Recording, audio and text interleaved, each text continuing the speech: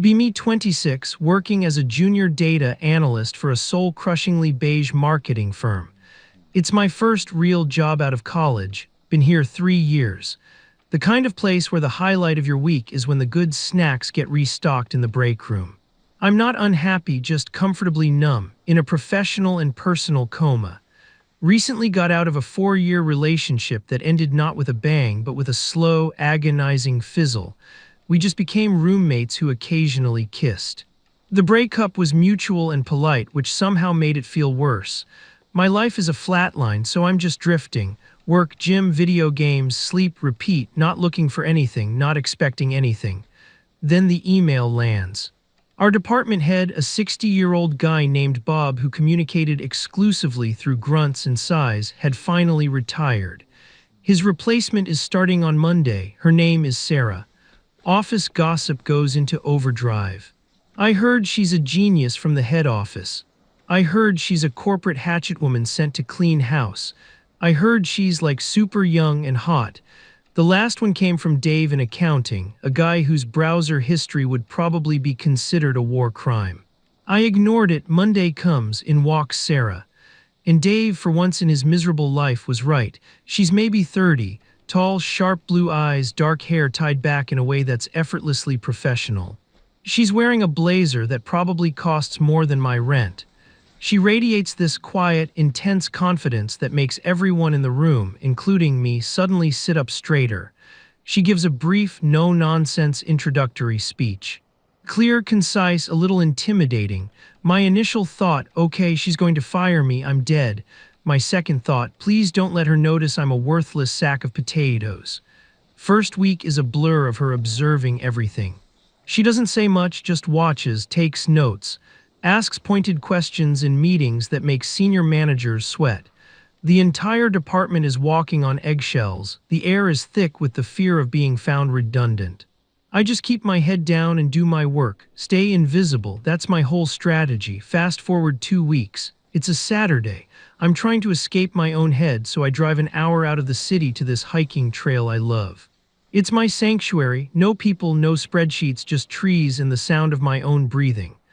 I'm about 2 miles in, a sweaty, disgusting mess, when I see someone up ahead, stopped and looking at a trail map. She's wearing proper hiking gear, looks like she knows what she's doing. As I get closer, my brain short-circuits. Oh no, it's her, it's Sarah, my new terrifyingly competent boss. My fight-or-flight response kicks in. I consider just turning around and sprinting away, but it's too late. She's heard me, she turns. Her eyes widen slightly in recognition, a flicker of surprise. "Anon," she says, her voice different out here. Less corporate overlord, more human. "Sarah, hey, wow, small world." My voice cracks, smooth. She's not wearing any makeup. Her hair is in a messy ponytail. She looks normal. And somehow even more striking than she does at the office. "I didn't take you for a hiker," she says, a small, genuine smile on her face. "Yeah, well, I didn't take you for someone who willingly leaves cell service." The words just fall out of my mouth.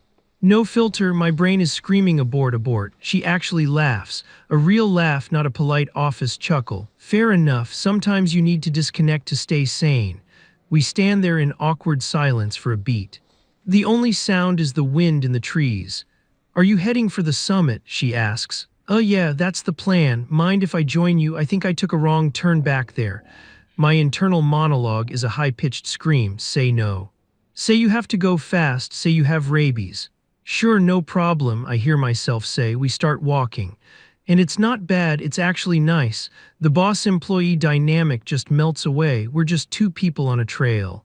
We don't talk about work at all. We talk about stupid stuff, the best and worst movies we've seen this year.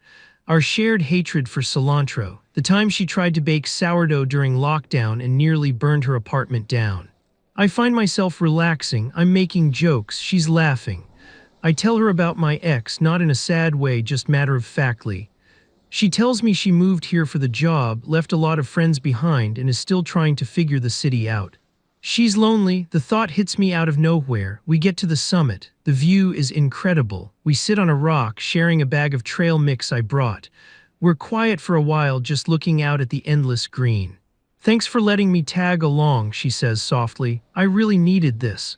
Me too, I say, and I mean it. The hike back down is just as easy. The conversation flows without effort. When we get back to the parking lot, we're standing by our cars. The sun is starting to set. Well, she says, I'll see you Monday. The professional wall is starting to come back up. Yeah. See you Monday. There's this weird, charged pause. Then I do something stupid. Hey, I say, there's this little brewery not far from here. They have amazing burgers if you're not in a rush to get back. What are you doing, you absolute moron? You are asking your boss out on a date. She hesitates for a second. I can see the calculation in her eyes. You know what? A burger sounds perfect.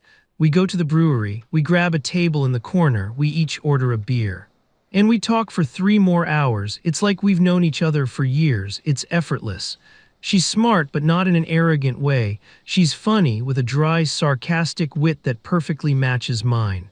She asks me about my goals, my passions, not my career goals, my life goals. No one's asked me that in years, not even my ex. I find myself telling her things I haven't told anyone about how I feel stuck. About the novel I started writing in college but gave up on. She listens, like really listens, her eyes don't leave mine. At some point our hands brush when we both reach for a napkin. It feels like a jolt of electricity. We both pull back a little flustered. The spell is momentarily broken. This is my boss. The thought lands with the weight of an anvil. We pay the bill and walk outside. It's fully dark now. This was, she starts, then trails off. This was really nice, Anon. Yeah, it was. The air is thick with unspoken things. I want to kiss her. The urge is so strong it's almost painful, but I can't. This is insane. This is career suicide. Drive safe, she says, giving me a small, almost sad smile. You too. I get in my car and watch her drive away. I sit there for 10 minutes, my heart pounding in my chest. What the hell just happened? I accidentally rizzed my new boss. This is not good. Monday morning is pure, uncut agony. I walk into the office feeling like a man on his way to the gallows. I'm expecting, I don't know what, HR waiting for me. A pink slip on my desk, an office-wide email with the subject line, "Ask your boss out, you imbecile." I get to my desk, nothing. I see her walk past my cubicle. She doesn't look at me. It's like Saturday never happened. My stomach sinks. Oh God, she regrets it. She thinks I'm a creep. I'm getting fired.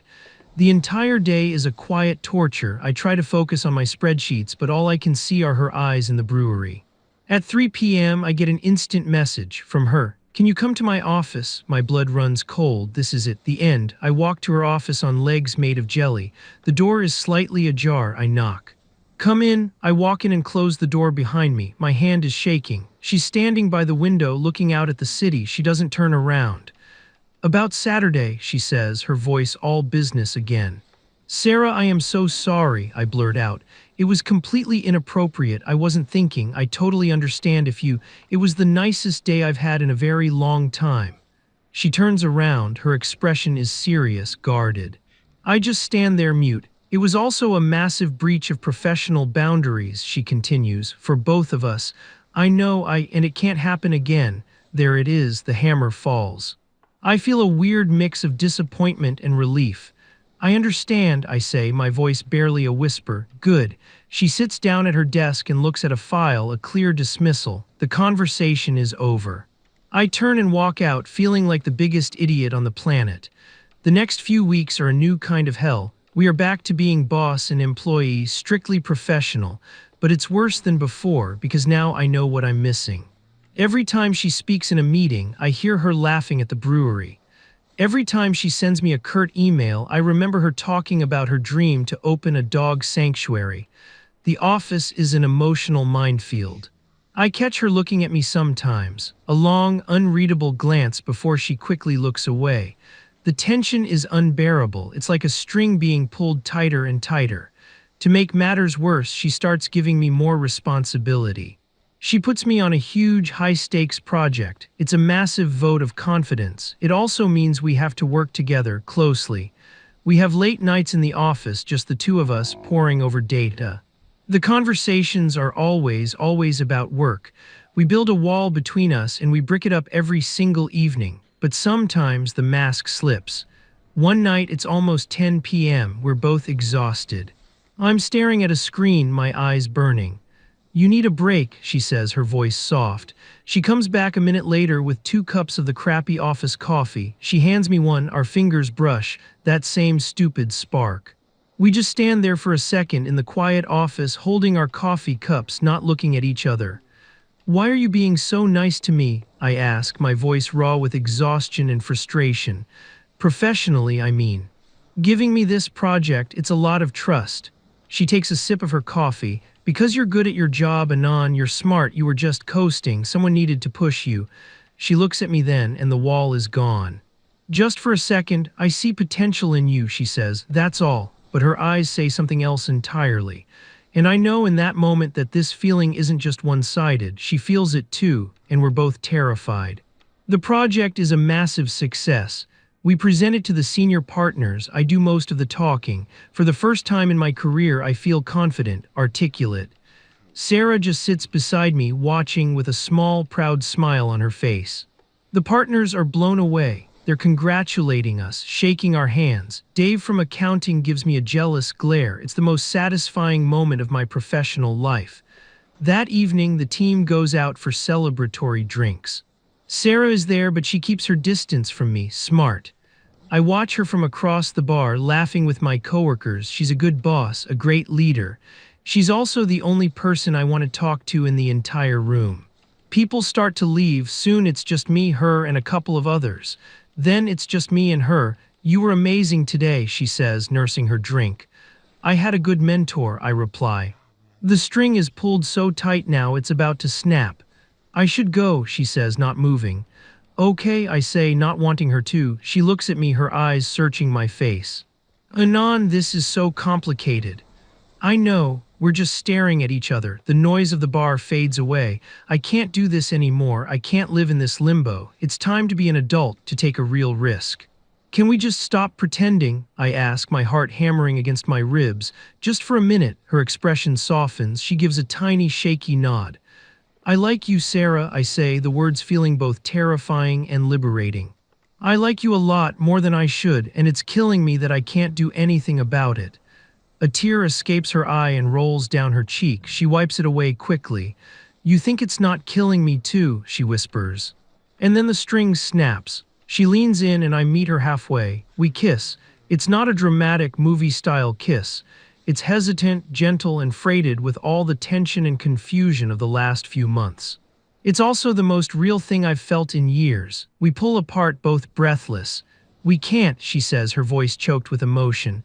I know, I say, my career, your career, we could lose everything. I know, so what do we do? She asks, looking at me with a mixture of hope and fear. I take her hand. I have no idea, but we figure it out together. We started seeing each other in secret. It was a nightmare of logistics. We never arrived or left anywhere together. We parked blocks apart. We paid for everything in cash. We became professional liars at work.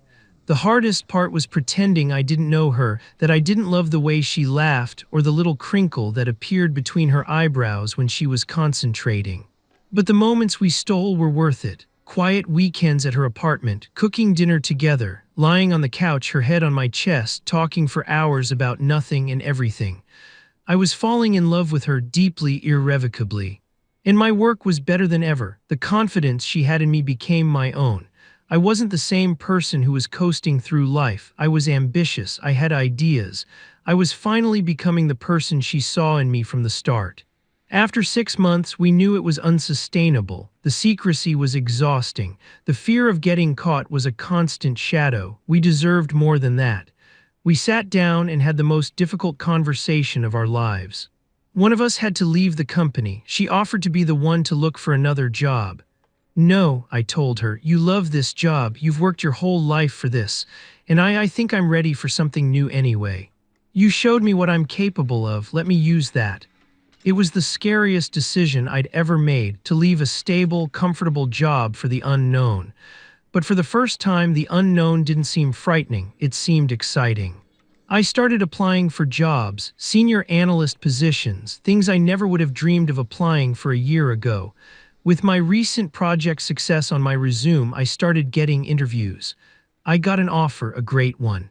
More money, more responsibility at a company I really admired. I accepted it on the spot. Handing in my 2 weeks' notice to Sarah was the most surreal moment. We had to do it all by the book. I walked into her office just like that day months ago. I formally told her I was resigning. She formally accepted it, wished me well, and we shook hands. The most professional, heartbreaking handshake of my life. But as I turned to leave, she said my name, Anon. I turned back. She was smiling, a real brilliant, unrestrained smile, the kind I'd only ever seen outside the office. "I'll see you at home," she said. "It's been a year since I left that job. My new career is challenging and fulfilling in ways I never thought possible." Sarah got promoted again. She's a total powerhouse. I'm so incredibly proud of her. We live together now. We adopted a dog from a shelter, a goofy golden retriever who sheds on everything. Our life is wonderfully, beautifully normal. Sometimes I think back to that day on the hiking trail. Two strangers, a boss and her subordinate, both a little lost. It wasn't a smooth path. It was risky and complicated, and we almost messed it up a dozen times. But we navigated it with honesty and respect. We chose the hard right over the easy wrong. Last night we were sitting on the couch, the dog asleep at our feet. She looked at me and said, "You know, you never did finish that novel you told me about." I just smiled. "I'm working on a new one." She raised an eyebrow. "Oh yeah, what's it about?" "It's about this guy whose life is going nowhere," I said, taking her hand. "And then he accidentally rizzes his new boss." She laughed, the sound that's become my favorite in the world. "That sounds completely unprofessional," she said. "Yeah," I said, leaning in to kiss her, "but it's got a really happy ending. Be me 27, no longer comfortably numb, finally wide awake. Feelsgoodman.jpg.